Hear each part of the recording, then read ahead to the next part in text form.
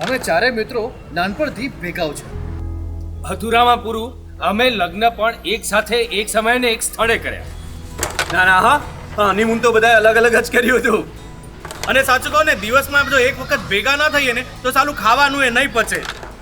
ધીરે ધીરે કામ અને બિઝનેસના કારણે મળવાનું ઓછું થવા લાગ્યું. પછી થયું કે કોઈક એવી વ્યવસ્થા કરીએ કે જ્યાં અમે બધા એક સાથે રહી શકીએ અને બધાની પ્રાઇવસી પણ જળવાઈ રહે. તો કેવું? અને ઘણી શોધ પછી અમને ચારેયને મળ્યું અમારા સપનાનું એક પરફેક્ટ સરનામું. આજે અમે એક સાથે એક જ ફ્લોર પર રહીએ છીએ. અને હવે તો શાક એકના ત્યાં, રોટલો બીજાને ત્યાં અને ખીચડી ત્રીજાને ત્યાં મુકાય છે. મજાની લાઈફ. અને અમારી પત્નીઓને પણ એકબીજાની કંપની ગમે છે અને બાળકોને તો ભાઈ જલસા છે જલસા.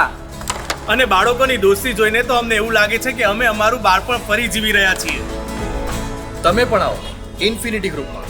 મિત્રો અને પરિવાર સાથે રહેવાનો લાભ લો. મિત્રો અને પરિવાર પડોશી બને તો એનાથી મોટું સુખ કયું?